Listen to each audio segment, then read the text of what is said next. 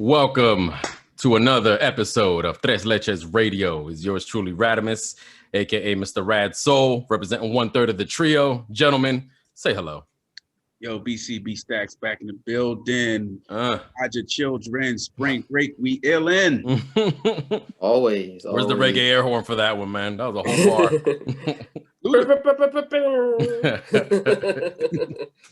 And as always, you know, it is the God Rings Matic, what it do. All right. Welcome back to another episode. As always, you can find these episodes, all these gems that we provide y'all on all our socials, Instagram, Facebook, Twitter, YouTube channel, and the streaming outlets currently on Amazon Music and Spotify. I believe that's correct, B-Stacks, at the moment? Yes, sir. Yes, sir. We are, trying to flood the audio streaming links as we speak. All right, cool.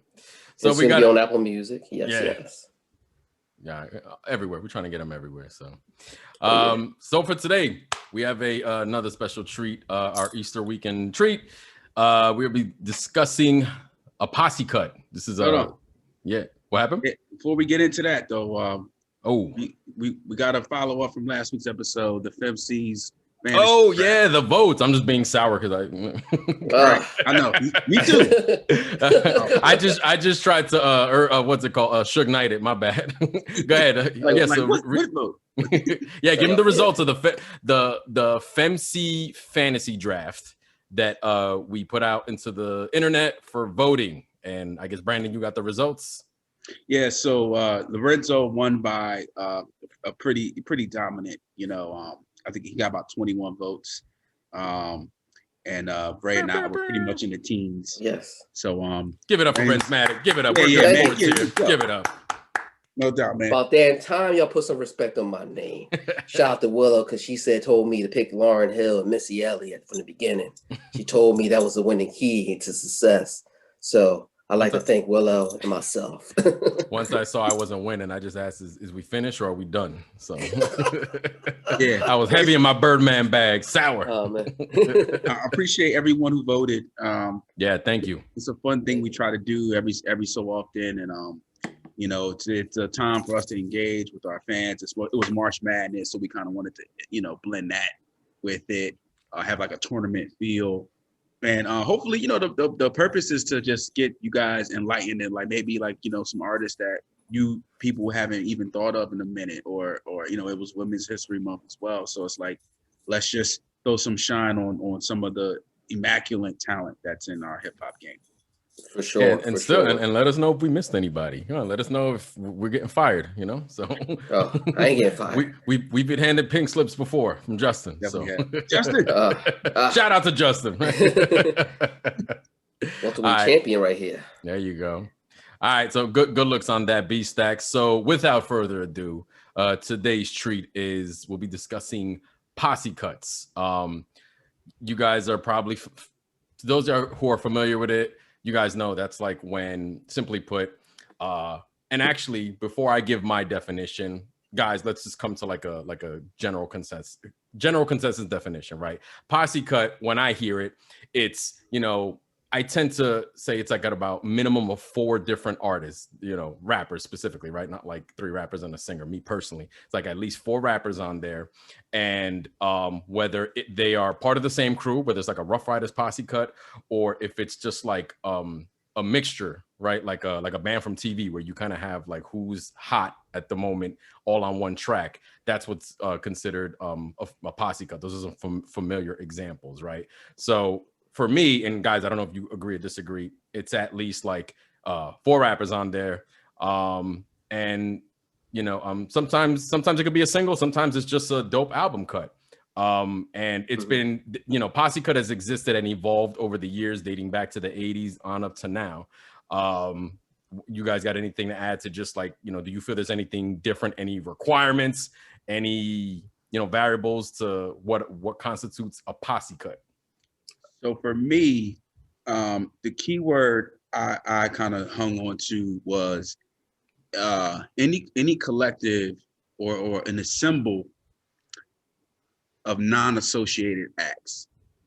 And I said my key number was more than 3, because you might have like a a group that has two people and you have an add-on.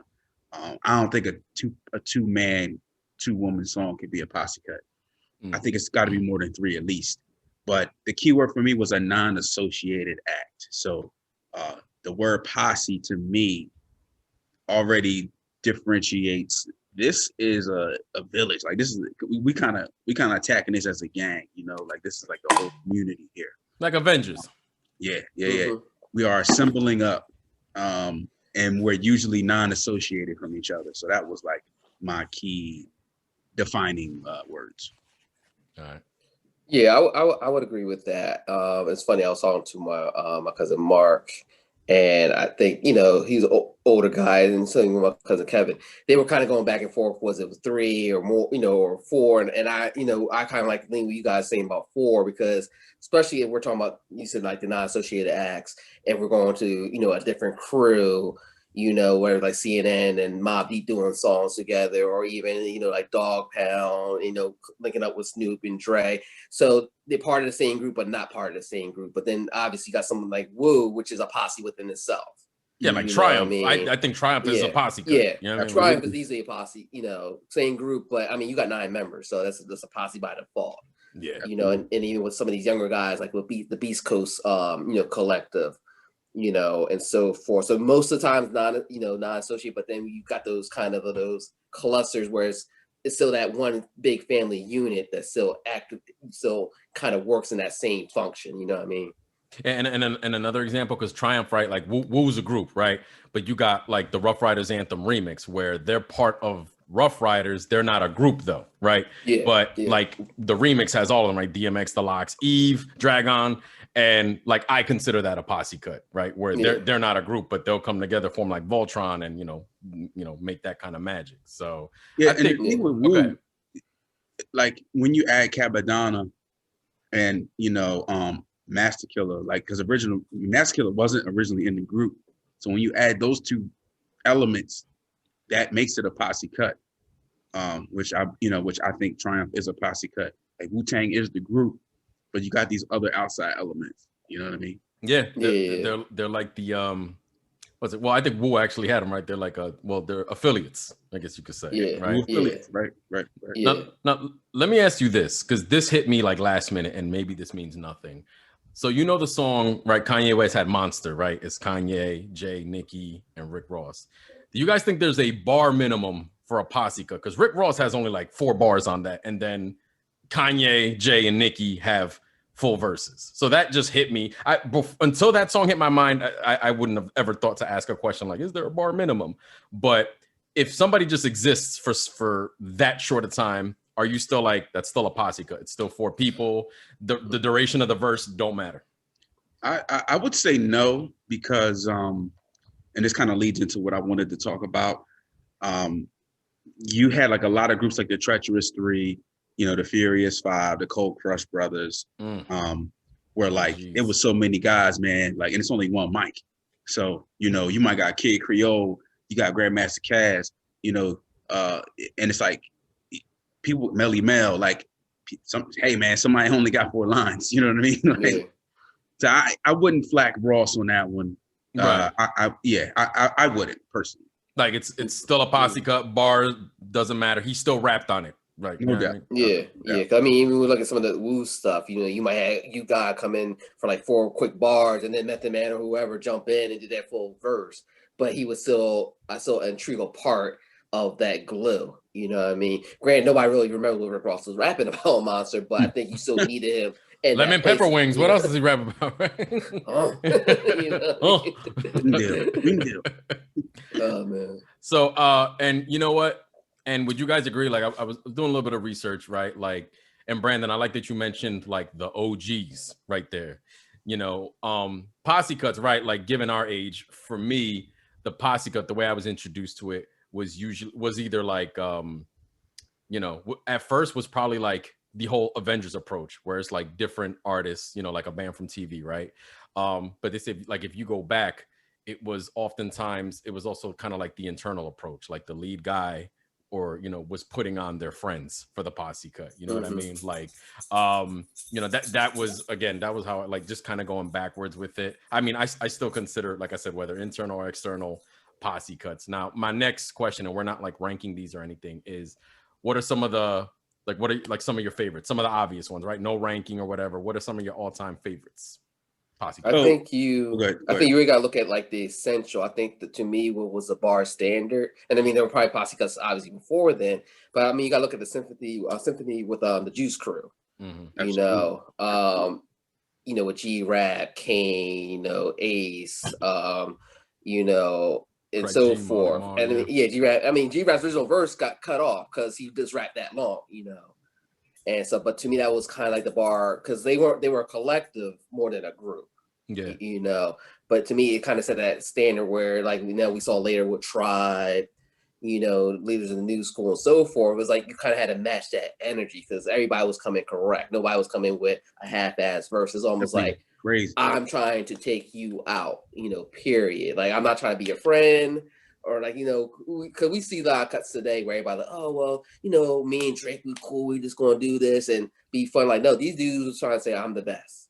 Busta Rhymes got signed did. off a posse cut, right? Like, that's what Yeah. launched his career. Yeah. I think a lot of people won't realize that. Yeah. Mm-hmm. And that verse still goes hard. If you guys ever, like, have you guys ever seen him do that verse live off of a scenario? I feel like I did back in 02. I never saw Powerhouse, but but like I've seen Buster since then that he didn't do, but I feel like he might have did, or at least kind of amped it up for it, Yeah, but like I went. Yeah. Oh, go ahead, B-Sex. No, I got to second the symphony as well. I think that that was the official first one. I think that is the official first posse cut where it had a label to it and it had a theme to it. And you had, I mean, everybody was phenomenal. I mean, like Craig G, who was like the rookie on there, could have had the best verse, arguably. And you had people that didn't even make the cut, like Tragedy, Touching Hood'em. He didn't make the cut. Like Jizza was technically signed to Cold Chillin'. But one I'll throw out there, and I did my homework because I always knew this song, but I didn't know like what the actual year was. So June 19th, 1984. In my opinion, I think that was the first posse cut. So if it's available on YouTube, and if y'all seen like hip hop documentaries, you've seen this before. So it's Run DMC on the mic, like live. It was a program called Graffiti Rock. They were around for like 1 year. It was on MTV, and it's Run DMC, the Treacherous Three, and Kool Moe Dee, and it's Special K from the Treacherous Three, not the whole Treacherous. Yeah. And so they got the it's like the beatbox rock box instrumental, and then Kool Moe Dee spits off, Special K spits off, and then Run and D spit off, and that to me, I think that was the first posse cut, like because you had three groups and they weren't battling, like it was essentially a battle, but like it was they were together on the stage, and it wasn't like I'm showing anybody up. It wasn't a cipher. It was a posse cut, but it wasn't a cipher. Right. It wasn't a cipher, and I think we didn't have the terminology then, but I feel like that was the first posse cut on Graffiti Rock and MTV in June of '84 with those three acts. So that would be for sure one I throw out there. So just so that I'm not jumping around here, that's like one of your favorites, or are you saying that's like one of like the underrated joints? Because man, that's one of my favorites because like that. So first of all, that beat, that whole beatbox drum kick is like that's something that you hear all the time growing up in hip hop. Like, and then when you get older, you do the knowledge and you do the history and you connect where that came from. But Chris Rock used that, right? Chris Rock used that for Champagne, I want to say. Like he did. He. I remember that. He did. And it's on Wild Style, the Wild Style soundtrack.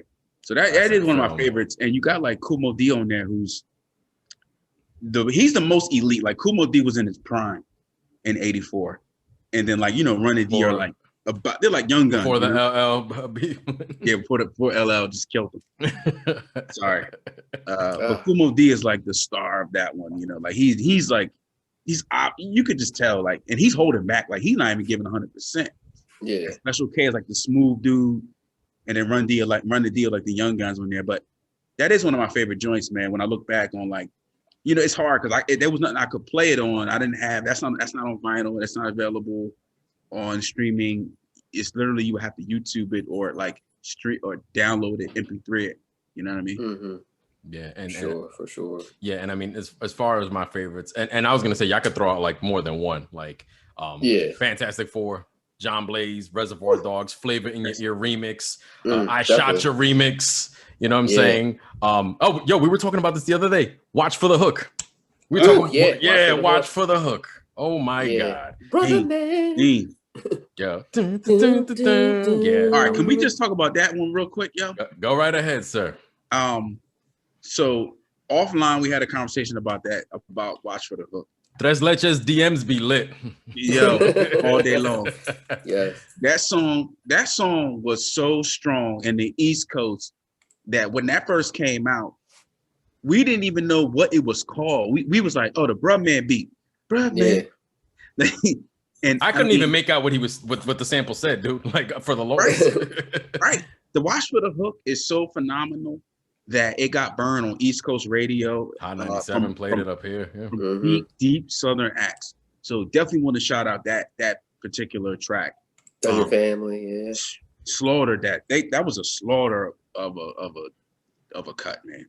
That beat goes so hard. That's probably one of my favorite eras of the South. Yeah, that's one of those. I feel like if you had a modern artist go up to like Hot 97 and, you know, like they're throwing an instrumental and they're supposed to freestyle, that's one that should definitely make the cut. I think that's one of those.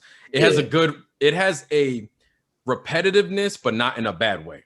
You know what I'm saying? Right. And I think it works well for ciphers. So, all right. We're going to transition now to the second act. All right. So we know the obvious ones, you know, we kind of, you know, like just kind of grazed the surface on like the origins of the posse cut, what we feel constitutes a posse cut.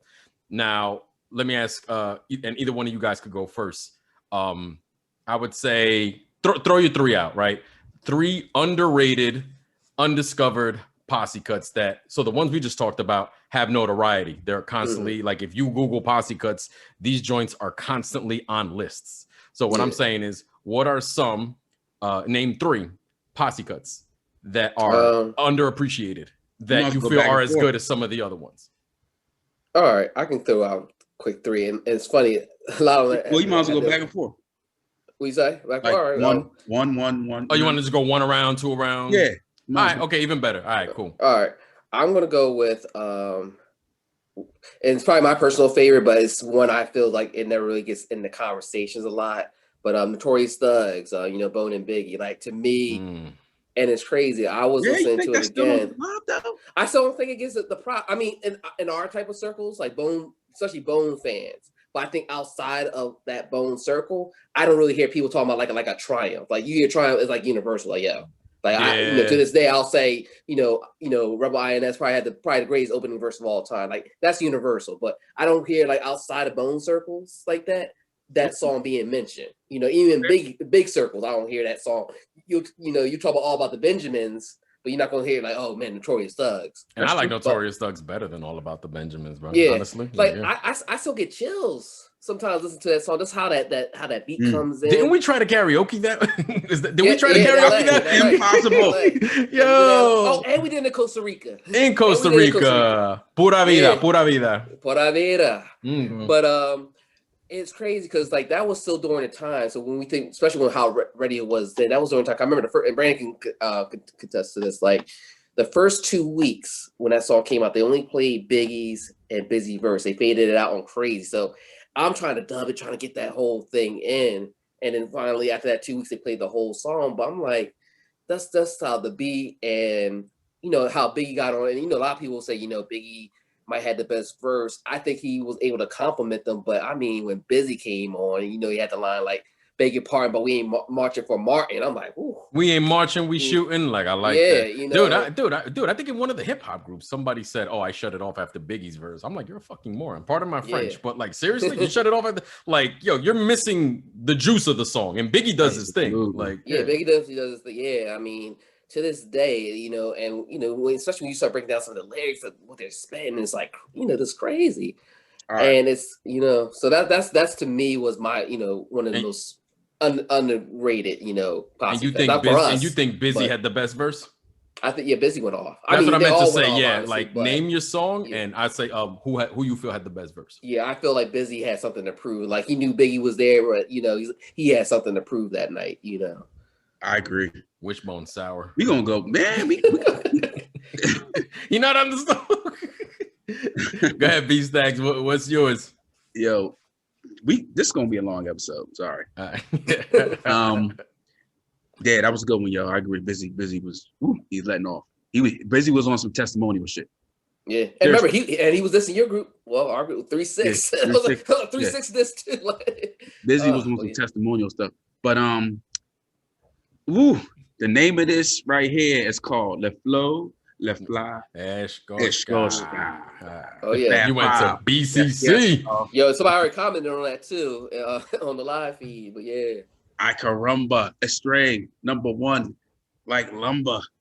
I gotta go with that, the Fat Five, because I mean, you know, that's a joint that people know, but like Renz was saying, you know, that's really only circumvented to like hip hop heads or like heads.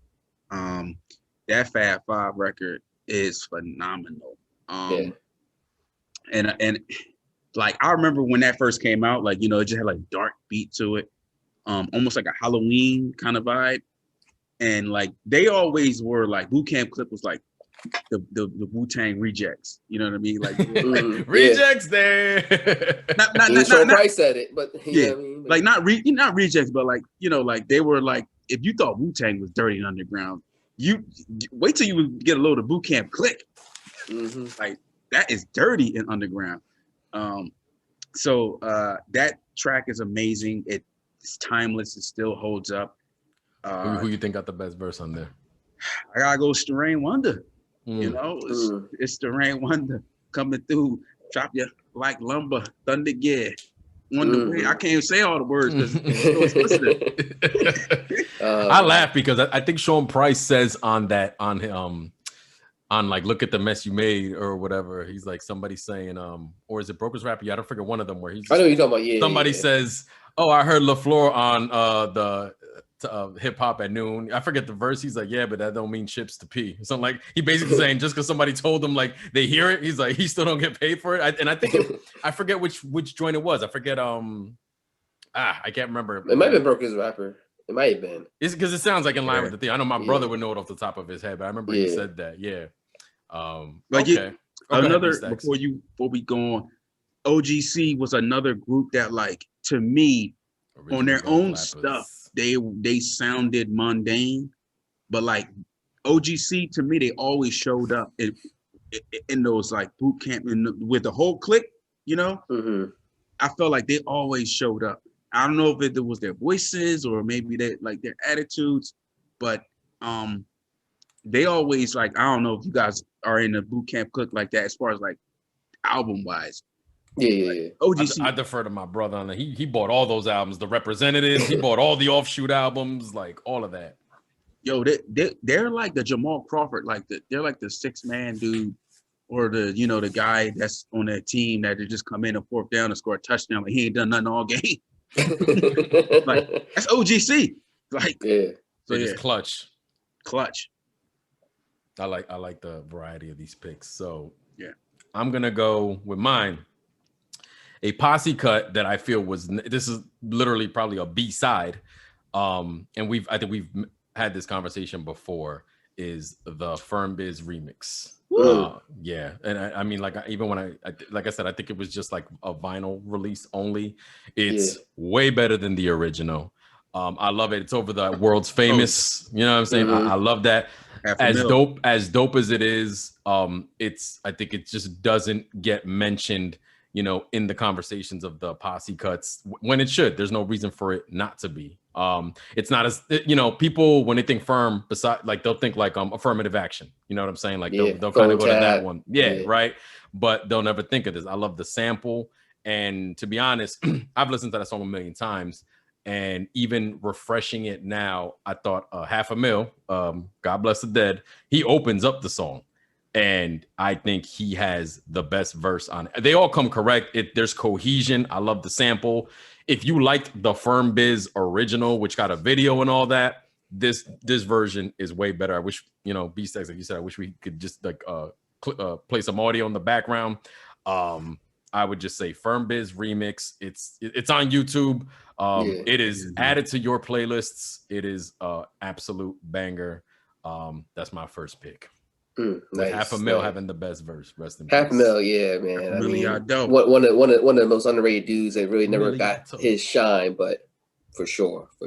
Can't believe my mind wrote this. I love that, man. All right, so everybody on this second one. So Renzo, what's number 2? You went with Notorious Thugs on your first one. What's your second one? Yeah, I want to go with one that was actually never released as an album, and we'll kind of indulge in that. But one of the dopest posse cuts, especially in the early 2000s, and it's just a shame because the album never came out, was Cuban Link Men of Business. I mean, you talking about, you had the new cats and the veterans. You had him, M.O.P., Lord Tariq, Kool G Rap, Nori. And it's funny because we were talking about like Rick Ross on Monster. You're like, Nori, like there's nothing memorable about Nori, but he opens it up right. You know what I mean? Like the first minute, he just say, "Thug out, what?" You know what I mean? And he comes in, does his thing. But we ain't got love for y'all, thug out, nigga. You know what I mean? Yeah. But that's that whole mood, like, in the beat's very simplistic, so it's nothing like, you know, like you can say, "Oh, this beat was slam," but it just had that nice dark setting, you know, and this everybody just came correct, but like Lord Tariq.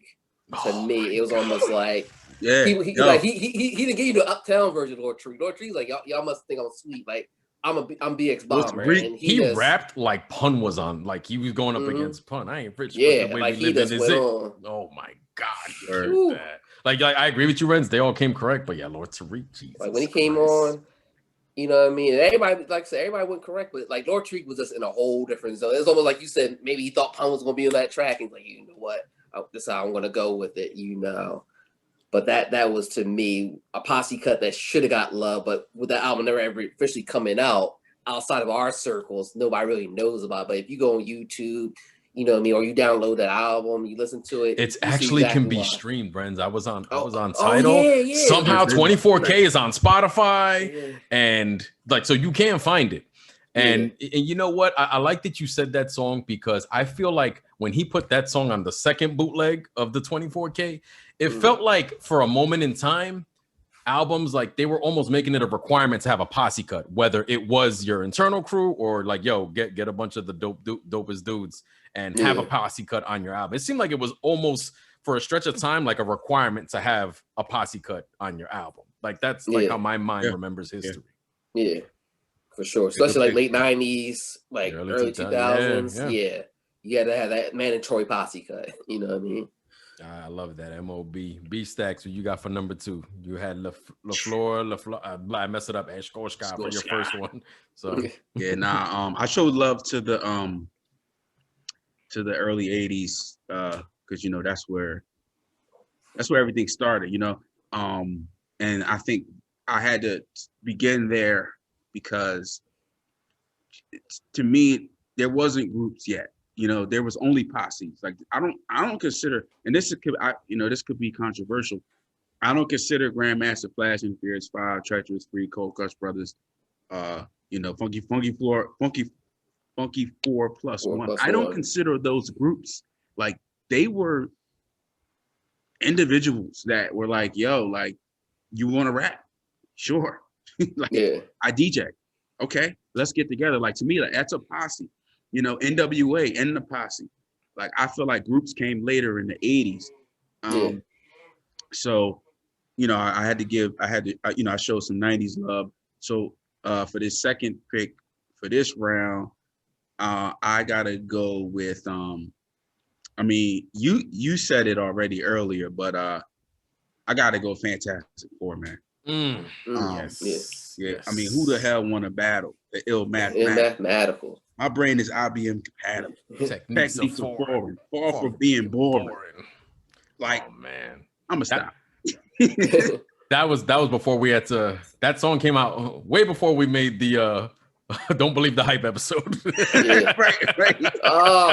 Oh man. You just piece of cannabis, man. Piece of cannabis. Happy birthday, cannabis. 3 months later. I'll be brief. Just so many flavors on that record.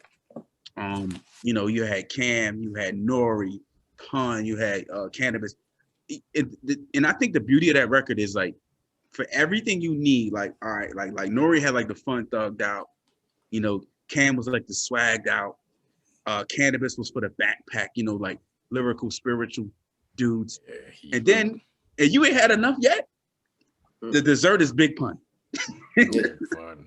Like, I wrote with God, the Squad, and Tears out with the platinum. They even doubted Jesus. I'm 400 solid.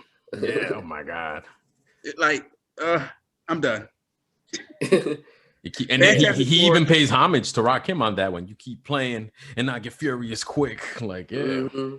Yeah. And Pun was you know, I feel like his favorite. I feel like he shined the best on Posse Cuts. I feel like that was where and also that I was gonna mention too, but he could do it anyway, but I think he loved being in that room with other wolves. Like, oh, okay, you dope, I'm dope too. You know, I think that's where he shined the brightest. He welcomed that, man. It's like they said. I think even Fat Joe was telling the story that when you had that infamous DMX, Nori, and Cannabis freestyle on Hot 97. This is like this is like happening in like 98 when they're all on the brink of superstardom, something you don't really see now. And Pun went to the Hot 97 building. He wanted to join in on that, and they wouldn't let him in. They wouldn't let him in the building. Like, how big of a mistake was that? So, like, to your point, Pun absolutely. You know, how many people have too much ego to do that, to walk in and risk, you know, getting embarrassed by other people who are just as hungry as you, and they didn't let him in the building. So I love Fantastic Four as an excellent pick. Yeah. If I'm gonna go with for my number 2, this is a Posse cut that I think never gets talked about. Y'all remember 5 Boroughs, KRS-One? Oh man, 5 Boroughs. Yeah. It features, it's KRS-One. This was on the Corruptor soundtrack. Yeah. Rev Run, The Vigilante, Bounty Killer, Redman, Keith Murray, Buckshot, Killer Priest, Redman, Prodigy, rest in peace, and Cameron. Yeah. 5 Boroughs. Nice. Yeah, that was. I love it. Didn't come out on nothing. It had a video. It was on the Corruptor soundtrack. Now I don't know if KRS put out an album around that time and if he threw it on there, but I remember it was on the Corruptor soundtrack. That was some movie I never saw, but that was back. That came out at a time where you could bank on a soundtrack being dope. That soundtrack there was an and that could be another episode. We could talk about soundtracks when they were popping. Like there was a certain era. Yeah. There was a certain era where soundtracks, there was an effort like put into them. You know what I mean? Now soundtracks seem like, you know, somebody's random playlist. You know what I mean? But I loved it. 5 Boroughs had a bunch of people, loved the beat. I always gave this to I always loved KRS's opener and Rev Run's closer. Yeah. Rev Run just hit you with another rhyme like that. He just speeds it because KRS is like, now speed it up, and then he speeds it up at the end. Yeah, I love everybody on here. Killer Cam is still a man. Redman. He was like a 5 song. He was like, my album. He's like, what's it like? My verse is worth 5 mics. A 12 song LP. That's 36 mics. Like all of I love that. 5 Boroughs. I probably gave a slight edge to KRS-One only because he had like a weird stuttering flow that somehow still worked, even though like back then, if we were having this episode back in like 99, I'm giving it to Rev Run like completely. Like I loved how he finished it, and he was an OG, you know what I'm saying? And he just wrapped it up nicely. 5 Boroughs of death. I put 5 Boroughs over any DJ Khaled "We Are the World"-esque collab. Yes. That may not be saying much, but hey, I go 5 Boroughs. Y'all didn't like We Taking Over? You know what? Lil Wayne actually did his thing on that one, but I feel like a lot of DJ Khaled collabos in a 10-year span, they all sound like they were recorded in the same weekend. Yeah. You can always bank on like Rick Ross being on it, Lil Wayne and like Fat Joe. I just feel like you don't always get a lot of variety. T.I. killed it on that one though. What happened? T.I. killed the We Taking Over. Yeah, I remember Wayne. If I'm thinking of the right DJ Khaled one, he was just like, feed me beats. He's like something like, this is when he was starting to really pick up, where he was the go-to feature guy. But I'm still putting 5 boroughs over We Taking Over. So that's my number 2. Renzo, what's your number 3? I'm going to still go back to what we were talking about with Pun. I think, and it's crazy because especially when we were talking about like, these are the Posse era, late 90s, early 2000. Pun was, we can go through a whole list of Pun Posse cuts that he was involved with, where he just tore things apart. But one I think that never gets talked about, and it's funny because I think the original version was kind of a Posse cut as well, but the Shut 'Em Down remix, with him and Noriega, and that one to me never really gets talked about. But like, what Pun came on there, and I'm like, and they had the beat switch from different from the original one, but like, Pun, it was like you said, like he got on track. He didn't care what type of beat it was or whatever, but he just wanted to demolish you. Like he wanted to embarrass you. He didn't care y'all were homies from back in the day. He just wanted to literally shit on you. You know what I mean? We're talking about the same man. We talking about the same man who made Nas change his verse. Yeah, and I love that Nas, like Nas has always shown him so much love. Nas didn't have to admit that. Nas did not have to admit that. That is, I love that. I always love that. Yeah. He said he heard Pun's verse, like, let me just take that back. You know what I mean? So that and that's how his range, because he could do the rapid fire, slow it down a little bit and everything, but it was still compliment everybody else's, I think he style. said something like, he's like, I'll blow your head off your shoulders. Your own mother won't know you, right? You know what I mean? Yeah. Peace to Onyx. I missed them for their wisdom and knowledge. Like it's just coming back to me. Yeah. So that was definitely one. Yeah, Lorenzo, you know what's crazy about that? And I'm glad you mentioned that song on the Endangered Species compilation that they put out for Pun, which honestly, the 20-year anniversary of it isn't about like 2 or 3 days. That's how old we are. Damn. So there's a skit that Nori says him and Pun would sometimes just get on songs together for collabos just to get the check. So he was just like, Nori was saying that him and Pun would be like, he say to Pun, you feeling him? Nah, I ain't feeling him. Like Nori be like, hell no, I ain't feeling him. He was just like, so if you wrote Pun and Nori a check, he's like, that's right. We probably ain't even like your ass. And I tried to think how many times, and I'm like, they got on the Onyx joint together. I was like, I wonder if Onyx is included in that. Every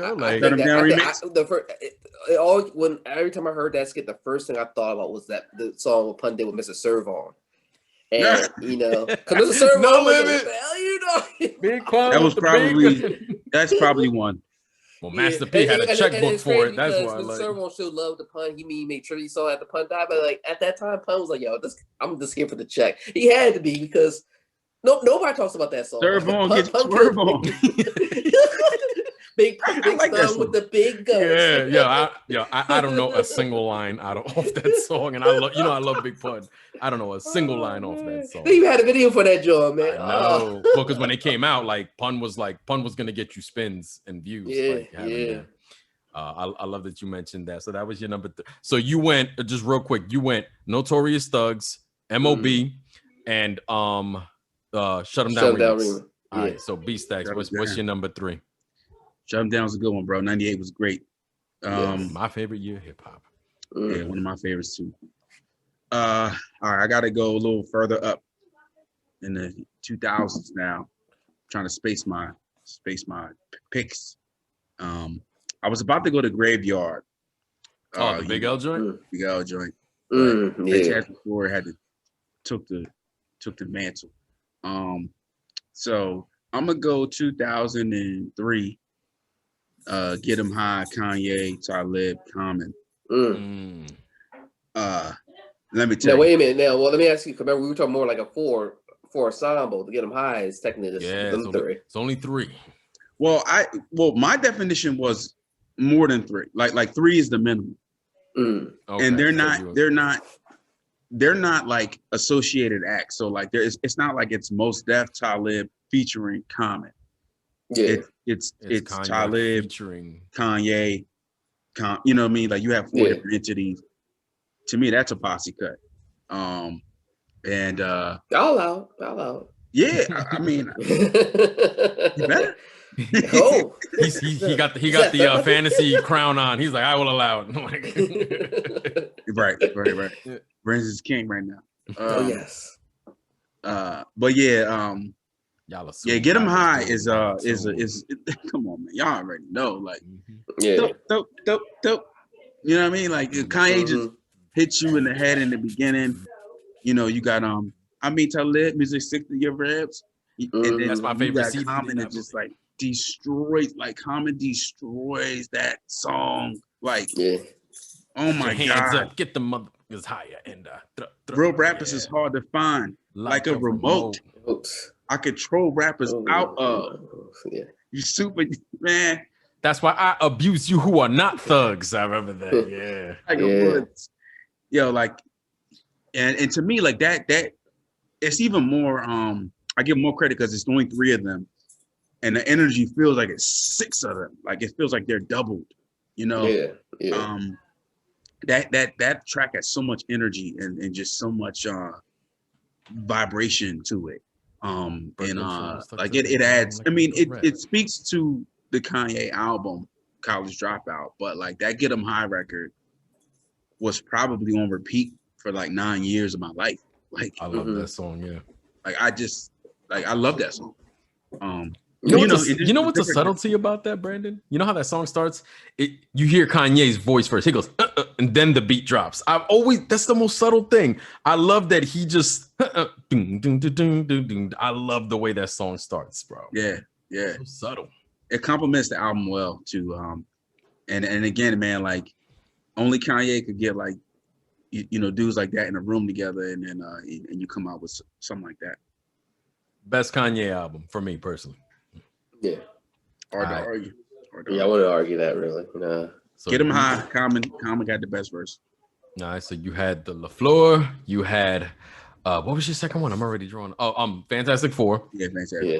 And then Get 'Em High. All right. So my third one, and this one was like a snap moment because I almost forgot this one. My third one is a collaboration between Nas, Kanye West, Rakim, and KRS-One. It's called Classic. Yeah. Produced by DJ Premier. This came out, I want to say like 2007. And it was just, you didn't think you were ever going to get like Nas on a Primo beat again, you know? Yeah. In 2007, you have, you know, Nas is a veteran. Kanye is in his prime. Rakim and KRS-One are like OGs. They're solidified, right? Yeah. And I love it. And I think this song came out as a result of like some Nike 25-year edition, something they're releasing the sneakers. Yeah, it was some promo thing going on. Yeah. It was an Air One. It was a Nike Air One joints. Yeah. Okay. Yeah. Yes. And this song actually got a video treatment. They actually, and it's them in like the studio. And again, this is one that I think it was dope for its time, and then like no one talks about it ever. No, I mean even I had forgotten about it, yo. And and you have no reason to not be talking about it. I think this one was that good. It was 2007. And for me personally, you know me, like as mainstream hip hop became more entrenched in the modern South, this song was a breath of fresh air. It was ignored. You know what I mean? Yeah, it really was. But I love that they got a video for it. I honestly, I got Rakim with the best verse on here. He defied his age like a veteran against all these guys, right? He reps his OG status and literally says like, my flow stays submerged in the fountain of youth. You know, he reps his, like he knows what he means to hip hop, not even in like an arrogant way. He just knows it, you know, that he's got universal acclaim from everybody on that song on top of, you know, anybody else whose opinion matters.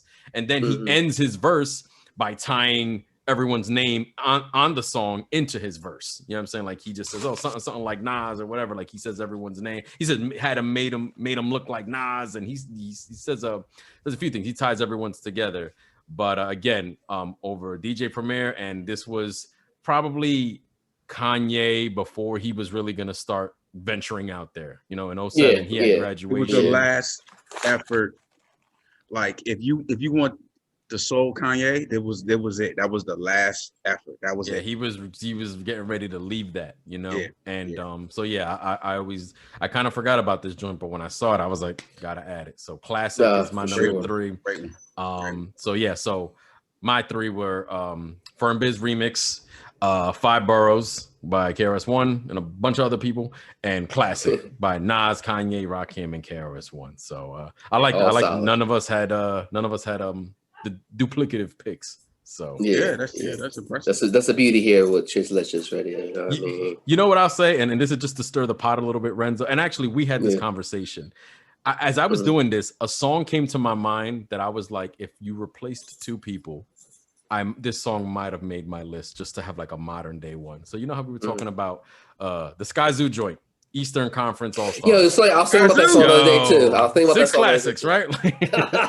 Yo, so that's Sky Zoo. It's Griselda, pretty much Benny, Conway, West Side Gun, and Elzhi. And as I said it back then, and I'll say it now, Griselda ran that one. If you were to remove, that was like the one song where I said to myself, if you remove Sky Zoo and Elzhi and replace them with anyone, Gibbs, Pusha T, whoever, then I'm probably sliding that joint because it's over a dope Pete Rock beat. I think that's the best beat on that album, the Retropolitan album. Yeah.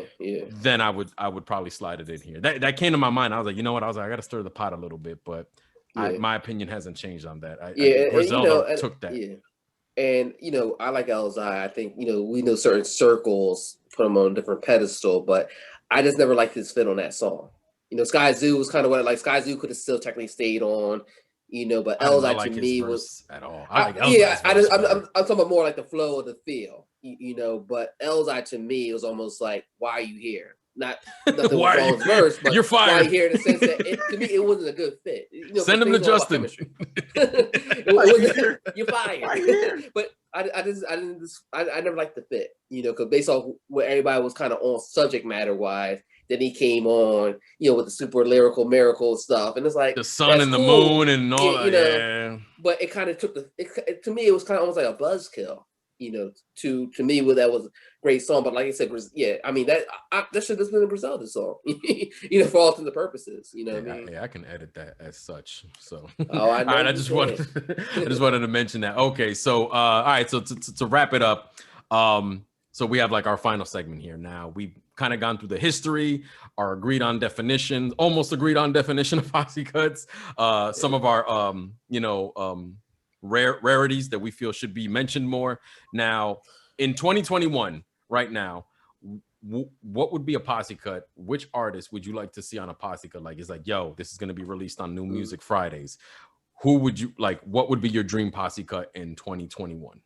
So, and I kind of told you before, I had 2, and I'll go by them quick. It won't be like 2 over the top, but there's 2 I was looking at. Like, so one, we're all kind of like Bone, 666, the double time stuff. So I wanted to see something, a little bit of new, a little bit of old, but blended well. Whoops. So, and some of these guys have done tracks together, but not all as like a quote unquote collective in a posse. But I would love to see a track with, with Mr. Kane Train, Freddie Gibbs, Crazy Bone of Bone Thugs, Twista, and a lot of people might not know him, but the Ritz, he's affiliated with Yellow Wolf and Tech 9, but double time flow, and have DJ Paul with some classic 3-6 production. Okay. Just marinating that. And I think just given their styles, you get some a little bit of the harmony stuff, because Gibbs can do a little harmony here and there. Ozzy Crazy Bone can. And they all got rapid fire flows. Gibbs sometimes sounds like Crazy Bone to me. Yeah. What was the one song off on the Bandana? You had it on the God Body Anthem playlist. Was it Situations? Yes. Situations, yep. Yeah. Like he had Crazy Bone's flow to a T. Delivery, everything. He sounded like he was doing his best Crazy Bone impersonation. Like the influence is there. Yeah. Yeah, that's something. I wish they do more tracks. I mean, they did tracks together, but that's something I want to see. But that kind of lineup I would like to see, and then more like the newer school stuff. I would love, and same thing. Someone worked together, but not all at the same time. But I would love to see Denzel Curry, Ab-Soul, Joey Badass, and Danny Brown together, because I think their energies just work so good together. You got a little bit of the hypeness. You can kind of scale back a little bit, but just going its own lyrical onslaught. You know, I think that would definitely be something that would be worthwhile listening to for sure. Okay. Okay. All right, B-Stacks. What would be who would be on your dream posse cut in 2021? Well, see, I thought we were doing this with like new artists, so my pick was no one. There's. I mean, it was open range. You know? Yeah, there was. Yeah, I was just like, what I mean in 2021 is like, you know, some OGs could get together that never got together before. Yeah. So what I'm saying is, so it's free range. Yeah. No. I was just being funny, but I would take so like hip hop now, we don't really have regional sounds like we used to. Yeah, not on the mainstream level. You don't. Yeah, everybody wants to do trap. Yeah, and it's like, to me, it's kind of killing. Like if you're from Milwaukee, there's a certain soil that Milwaukee sounds like. Yeah. So like, why would you want to sound like Atlanta as an example? Mm-hmm. So I'm gonna just shout out the people that I feel like sound like where they're from or where their art portrays. So I would love to hear Blue, Odyssey, and Big Crit on one record. Now, who produces it? You can. I don't care who produces it. Like, I only say that because Crit and Odyssey are producers. Yeah. Well, actually, does Blue produce too? Yeah, he does. He does. So all of them could produce. All of them got chops on the boards. Yeah. All of them got chops, but Blue, I don't want Blue to produce because Blue, you. He does that lo-fi stuff. You know, Blue, but Blue be like, he be stealing stuff. Madlib knows all too well. Yeah, but Blue put an album out with Madlib without Madlib consent, man. And I'm not getting into that because I'm not trying to get fired. You know what I mean? If you see an email from Justin, don't open it. It's gonna have an attachment. But I would just love, those three guys, and you can even add on, you can even add, like you get those Gibbs in there, but I like those three. They work. Yeah, I keep it to them three, because they've kept it hip hop, but they've kept it to their kind of sound. The code, right? The code. They value having an identity.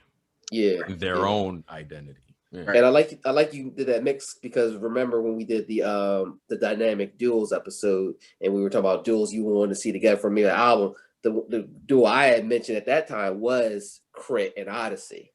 Because dual threats producing rappers, and they still had their type of regional sound, but they could step into those other lanes if need be. Right. So and we already know what Blue can do, obviously below the head. So and I'm sure they're like-minded people, man. I exactly. They're probably good friends.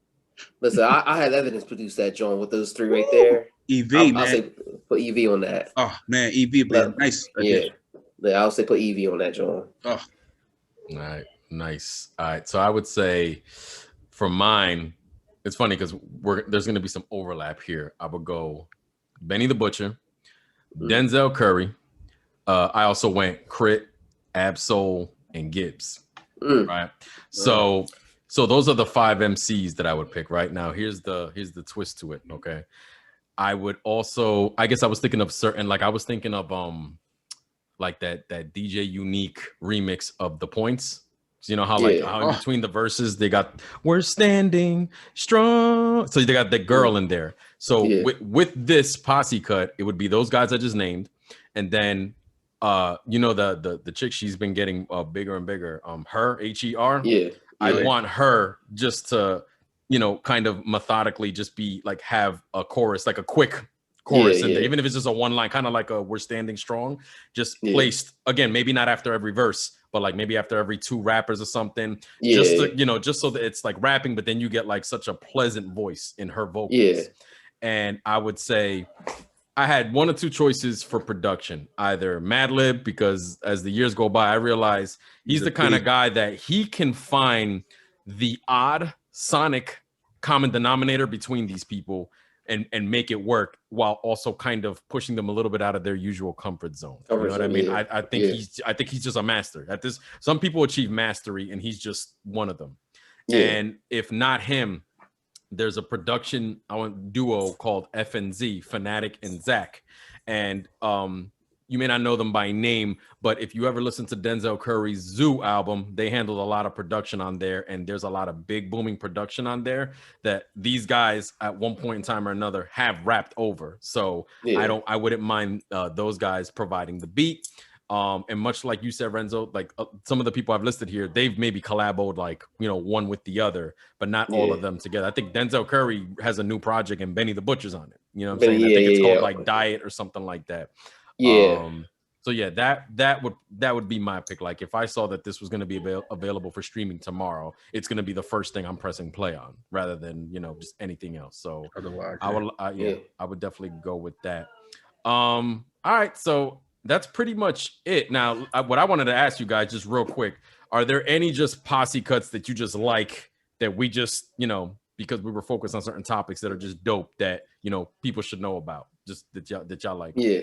One thing before I do that though, Crit to me, not that it's in the same lane, to me is almost like Pun 2 when it comes to posse cuts. Just real quick, because the stuff he be saying and doing, people will say like Kendrick or something, like Crit to me, he goes in for the kill. It don't matter whether it's down south, East Coast, Westfield, like he murders people on collabos, and you can see why a lot of those probably died down a little bit with him. But offhand, I mean, we name a lot of them, but come on, we got 24 Hours to Live, Mace, DMX, Locks, Black Rob, Money, Power, Respect, all about the Benjamins. Sheik. People talk about big, but Sheik Luch went in on that. I'm simply trying to cop those colossal size Picassos. Yeah. He would get canceled for his verse now, acting hard when you I ain't trying to start no problems, but I saw no lies detected. That's all I'm going to say. I saw no lies detected. But I mean, obviously you talk about Triumph. Like I said, I think to this day, like I said before earlier, I think Inspector Deck probably had the best opening verse ever on any type of posse cut, period. Yeah, he bombed atomically. Like he literally did what he said. Like I mean, hit you with them hypotheses, So those are the ones that like come offhand. I mean, 4, 3, 2, 1. Come on, like when DMX was really about to go on that 2 album run. When the sun is down, run clown. Yeah. Redman the 90s. On that, you know what I mean? So much, man. What about you, B-Stack? One Train. Even if we're gonna know One Train, ASAP, Yellow Wolf, Kendrick Lamar, Crit, Joey Brown, Badass, Kendrick, Joey Badass, Action Bronson, yeah. The 90s had a lot of posse cuts. I think that was probably the hot spot for that time. I would just go insert LL Cool J when he's rapping with anyone else. 4, 3, 2, 1. Rampage. I shot you. Hit him high. Didn't he do Hit him high off the Space Jam, right? Like that was a bunch of hit him high. Oh yeah. Like, be real. Mr. Smith, don't play, man. When Mr. Smith gets around Pierce, be ready. He gets a certain level. Yeah, I would say to add to what I know you guys are gonna appreciate this one. Wave in Your Air remix 5. Yep. Yeah. Yep. Wave in Your Air remix. You guys remember the second Reflection Eternal album, Just Begun? Talib Kweli, J. Cole, Mos Def, Jay Electronica. I loved that, man. That was one of the songs off that. Since this early iteration of this crew don't get enough love the Hidden Hand by Terror Squad. Renzo, you mentioned Big Crit's ability to be on collabos and dominate. I thought he absolutely killed that gossip joint, Big Boy UGK. That on the second one, and he only had like 8 bars. I know, and that's all he needed. He obliterated that. And you know what's an obvious posse cut that I almost can understand why it's obvious, but I feel like people say other ones first. The Annie Up remix, MOP, Remy, Busta Rhymes. Yeah. That's oh my god, that's to me that's top tier. Yeah, that's top tier. That's level one. I think I meant to say that earlier at the beginning, but we kind of went to. And that's what I'm saying. Yeah, like we jump to the other ones, and that's a wish I could bring Pun back, bitch. Run that. Level one. That's a level 1. That's a level 1 from my round 1 pick from last week that did not get me the win. Hey, whoa, listen, I was so touched when you picked Remy's number 1 though, but you know how I feel about Remy. You said the Whoa remix. I just heard that. Ooh, yeah. Yo, that was like 8 minutes long, wasn't it? What remix? That was a long one. That was Yeah. crazy. Everybody who you could think of was on that one. Yeah, and I think the last one I'll say, and I'll wrap it up. And this was on a mixtape. The Pro Era, they had a joint produced by Odyssey called "Sorry Bonita." I love that song. It's literally all of them. And again, that's just one of those. Anybody watching, just peep it. It doesn't get mentioned. What's it called? It's playlist worthy. Add it to your playlist. So, without further ado, that's our Posse Cut episode, guys. So everybody who tuned in and everybody who will watch this on our YouTube, thank you. Let us know. We know there's countless Posse Cuts that we possibly couldn't name them all. Did we miss any? Did any of our picks did you disagree with? What's your definition of a Posse Cut? So guys, I don't know if you got anything to add to that. I think we cover all bases. Only one other Posse Cut I mentioned, it was I think when during the Kanye Good Fridays, Looking for Trouble. Him, Pusha T, Cole, Sci-Hi. But I mean, it's so much. And it's the beauty with this podcast is that you can go back to something that I might have forgot about, you might have forgot about, and let's appreciate it more now. You know what I mean? I'll just add that none of us talk about West Coast gyms like that. It's a lot of like Alcoholics, King T, Defar Golden State. That whole Golden State crew. Woo! We gotta do a part 2. I feel like we disrespected the West Coast. We gotta do the West Coast. Like we didn't even. I let my East Coast bias show. I'm not even gonna lie. We didn't even address the West Coast. So I don't. And it's funny because we'll touch on the West real quick. As much as we were talking about a lot of the East Coast Posse, because I think the Chronic kind of really ushered more of that in the early 90s. You think about the Chronic was essentially a collaboration Posse cut out. You know what I mean? You got Snoop, you got Dog Pound, Nate Dogg, RBX. You got RBX, Lady of Rage. No doubt. That was essentially a Posse album when you really want to break it down.